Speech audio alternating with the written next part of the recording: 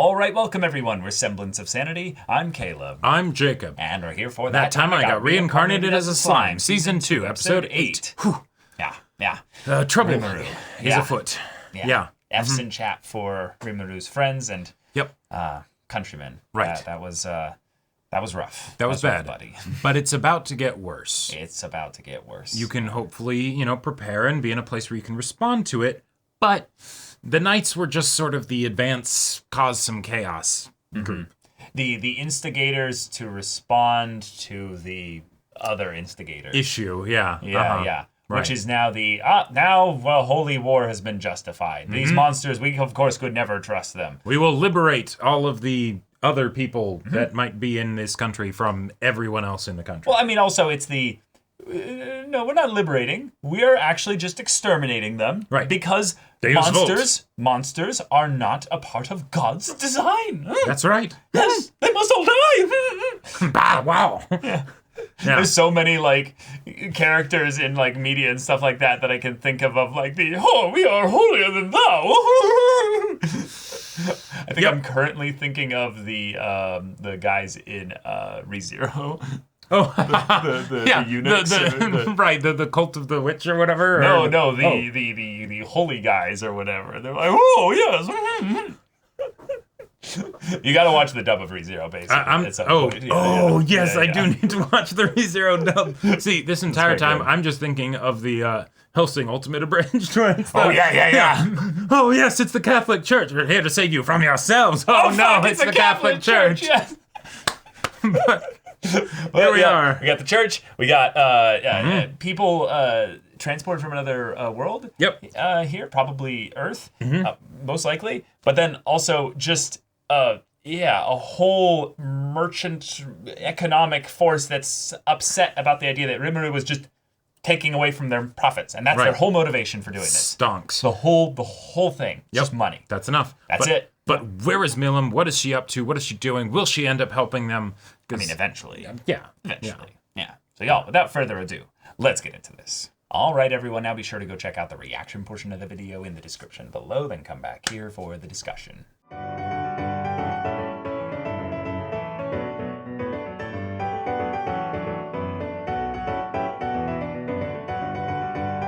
All right, the hero's going to become a demon lord. Yep. Awesome. Hell Love yeah, it. for a reason that I'm totally on board with. Yeah. We've got main characters dead. Right. And specifically, dead in a world where resurrection is not a spell that is just known as a 3rd level or a 6th level or whatever.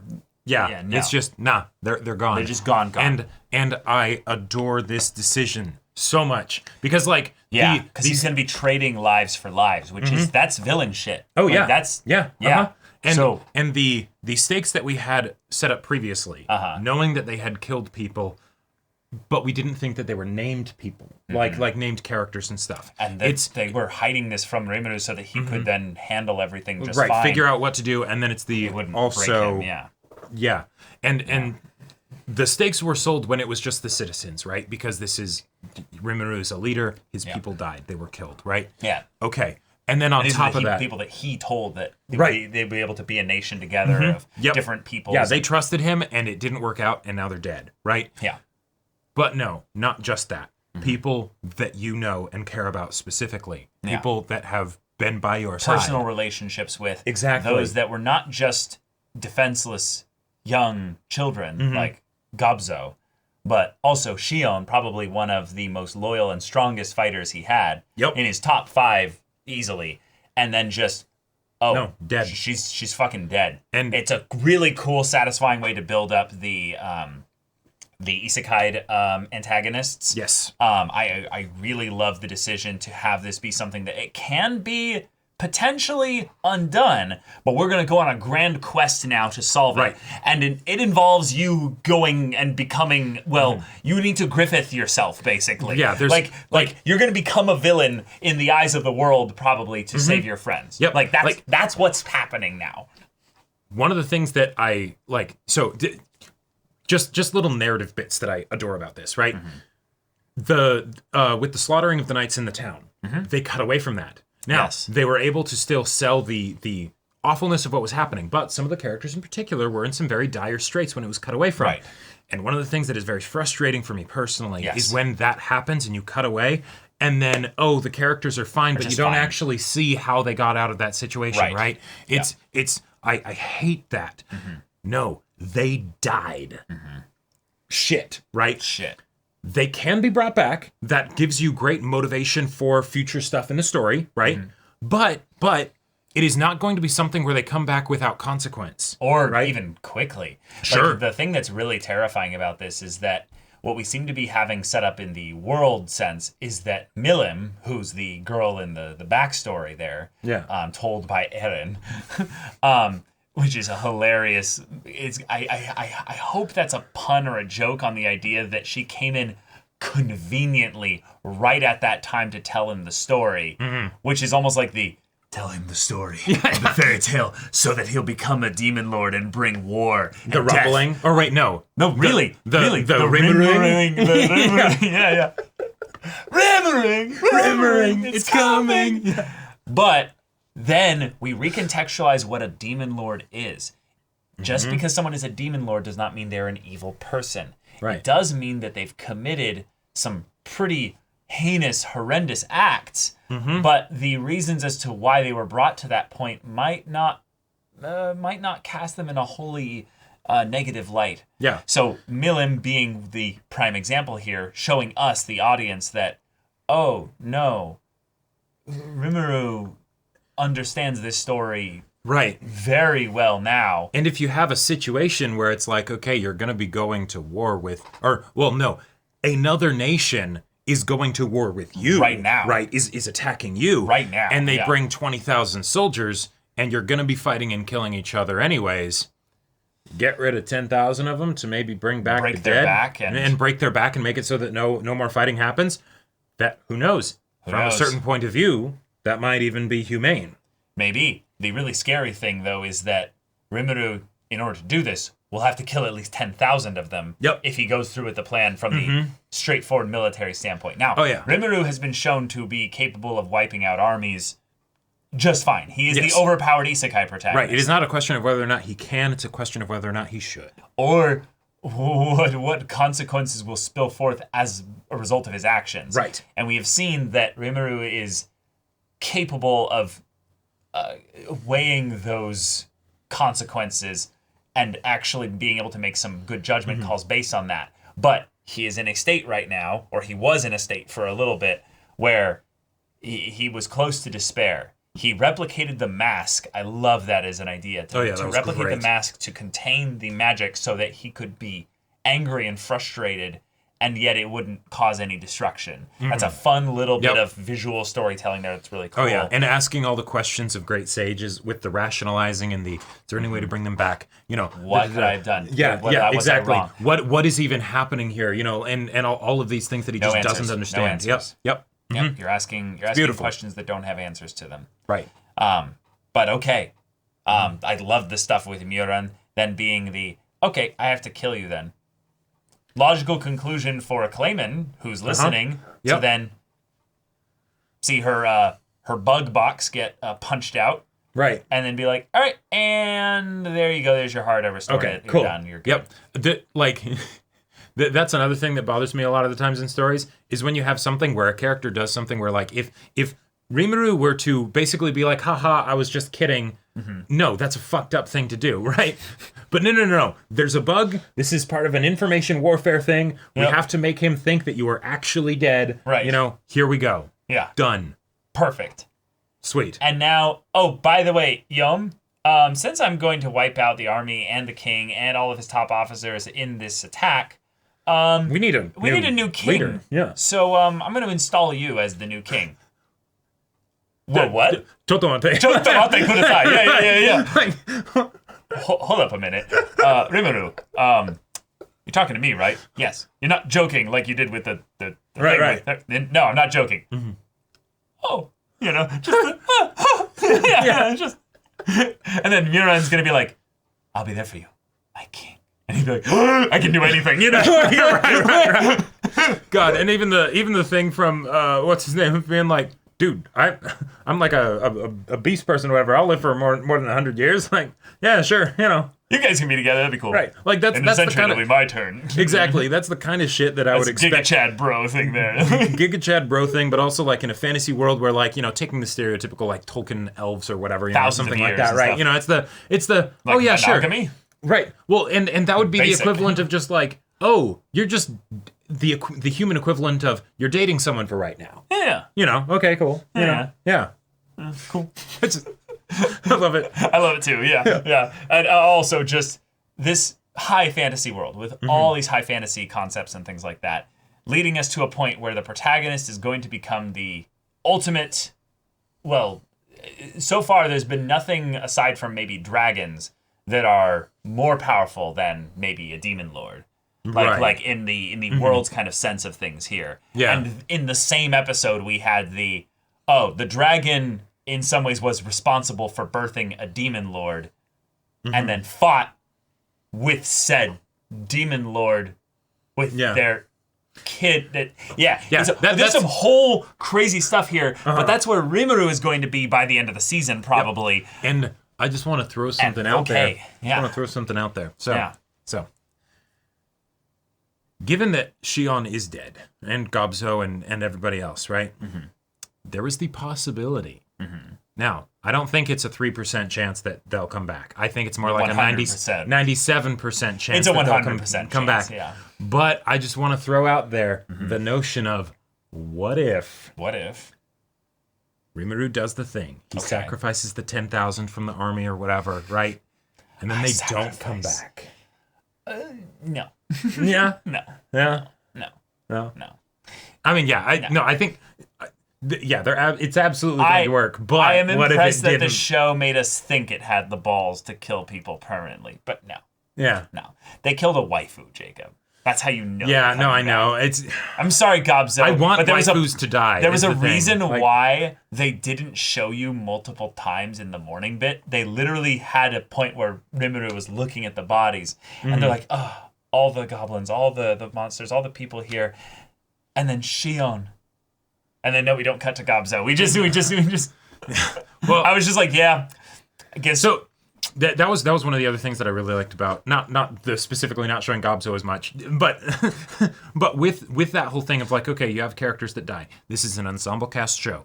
Yes, we have been with these characters for a lot of episodes, but we have not spent a lot of like time with them as individuals, even though Shiana's gotten a decent amount of time this season. But I was absolutely sold on how the characters were responding to the deaths, because it's not just about the fact that the characters are dead.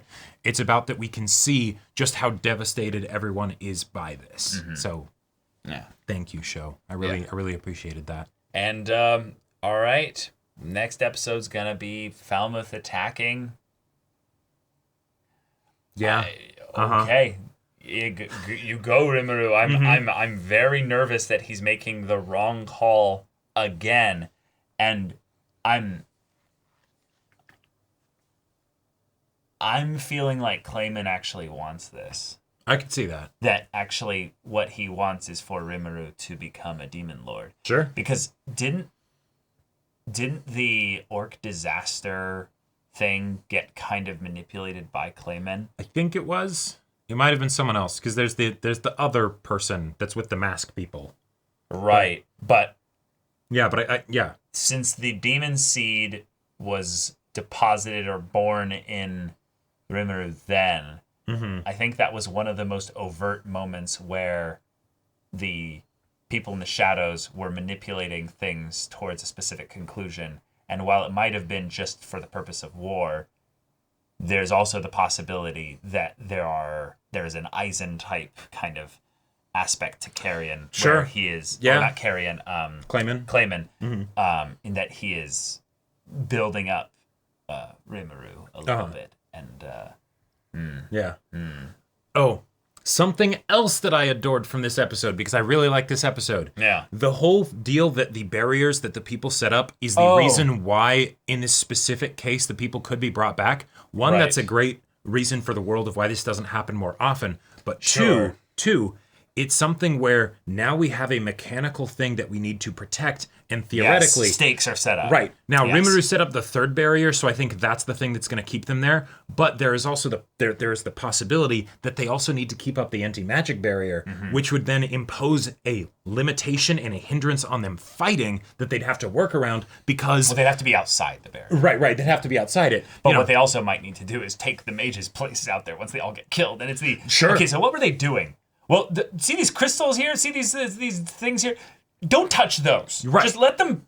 Just keep them there. Okay, so the spell is perpetually stable, but were they feeding like mana into it or anything? I don't know. Right. And then it's like, Sage, what are these things? Yeah, exactly. And then it's they're doing this. Their battery lives are at 28%. Oh shit. Yeah, right. Like I need to become a demon lord in 2 weeks, you know? Exactly. It's an additional mechanic on top of the 3% chance that we know is 100%. Right. That they will have to do in order to make sure that this can work. And I Right. really like that because then it's more ways that the fight and the war can be interesting and dynamic. I need to look back and see why he was able to put up the third barrier, though. That felt a bit hand-wavy. Yeah, and he didn't even... But I might also just not be understanding something that we've been exposited to earlier. Sure, right, because it did say that he still had some of his abilities, but they were, like, reduced, but... I think they said basically that skills are available, but what's the difference between a spell and a skill? We've never... wait, have we seen Rimuru just put up a barrier? Maybe it's because he's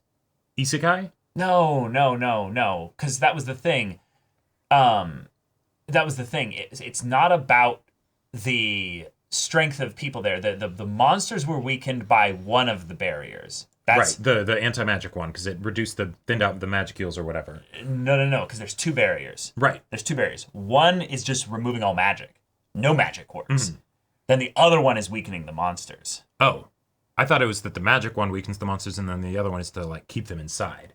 They can all just go inside and in and out freely. No, I thought that was just Rimuru. Like, Rimuru Jacob, was able to... We saw, what's-his-name, stealthy guy, just literally leave the barrier, go out, and interact with the mages out there. Like, he's spying on them right now. They can leave the barrier at any point. Okay, because I remember they had the string for the communication, and I wasn't sure if it was that he had a copy that was still outside. Well, okay, but then what about all of his friends that are with him that don't have that ability? Let me find the spot there where it's we're watching them right now. I believe that was in the middle of the episode. Right, it was before. Here we go. So they're watching them. Right. This is outside. The reason why I'm curious is because Soe also, one of his copies, alerted Rimuru about the attack and everything. Yeah. Yeah, no, Okay. I think... Yeah, all right, that's probably what it is. Yeah. But also, like, the potions were able to work, so it's like, it's a... Yeah. Yeah, it's spells specifically. Right. And skills work because those are not spells. It's the whole DM arguing magic effects versus actual spell spells. Effects. Yeah, exactly. Yeah, so right now, because we saw the isekai antagonists use skills and Rimuru use skills in here, those are completely fine, and the barrier that he put up has to be a skill then of some kind. Yeah. And we just forgot that maybe he... Wait, actually... Although theoretically... Wait, no. Didn't he devour... What was around Veldora? Veldora was... In some kind of... Yeah, so maybe he just replicated the barrier that was around Veldora. Sure. Yeah. Possibly. Yeah. Well, anyway, Rimuru has so many abilities, we'd have to go and, read a wiki document to actually keep up with everything he has. So there's that, too. But all right. Yeah.